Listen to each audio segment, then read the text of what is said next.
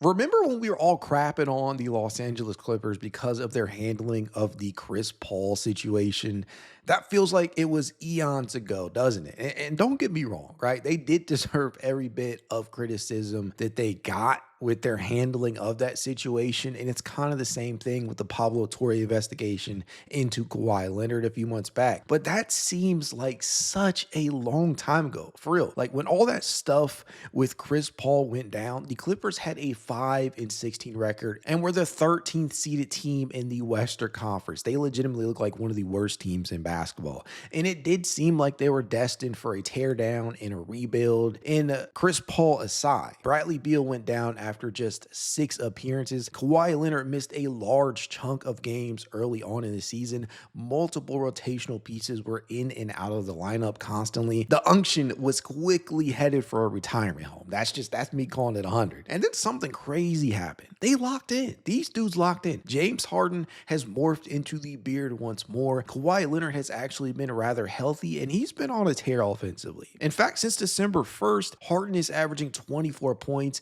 7.6 assists, and 4 rebounds per game. And Leonard is averaging damn near 30 with 29.3, 6.6 rebounds, and 3.7 assists while playing steady defense. And while he's not quite the dominant two-way force he was once known to be, he's done enough on both ends of the floor to help carry the Clippers to a 16-9 record since December 1st. The 4th best record in the West, and it's actually the 6th highest or best record in the NBA in general. Role players like John Collins, Chris Dunn, Jordan Miller, and even Kobe Sanders have been stepping up as well. All of this has led to LA all of a sudden catapulting themselves back into play-in territory. As of recording this, they are 21-24 and 10th in the West. That does not sound great, but trust me, when you see where they started, or you understand rather where they began this season at, that is a huge leap. After starting the season 5-16, that's just such a crazy leap. And with the way they've been carrying on, it's not impossible to think they could end this season in the top 6 in the West. Granted, that said,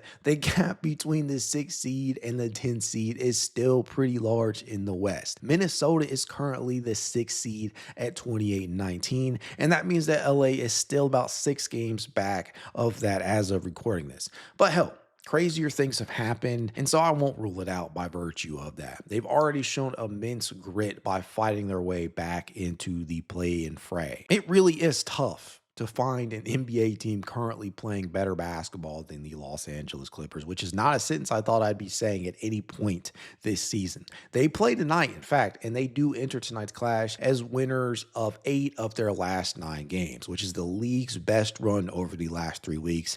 It has thrust a team seemingly bound for the NBA draft lottery back into the playoff picture, which is crazy. Kawhi Leonard is actually averaging a career high in points this season, and that's coming in. This is his 13th plus season in the NBA. That is absolutely insane to me. He has literally scored at least 20 points in each of his last 24 games. Now, obviously, with the track records here, the injuries are what will end up being the defining factor in the second half of the season for them.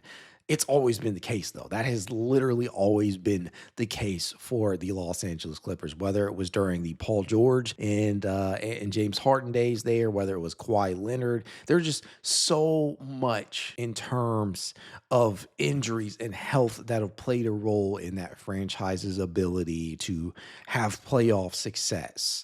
And that's not going to change anytime soon. They feature over 7 players over the age of 30, and nearly all of them are playing solid rotational minutes. It's always going to be about staying healthy. And as a Cleveland Cavaliers fan myself, right, I will never doubt the likes of Tyronn Lue. Time will tell how things play out, though. What do you guys think of LA's recent run? Be sure to let me know in the comments below. And as always, stay positive.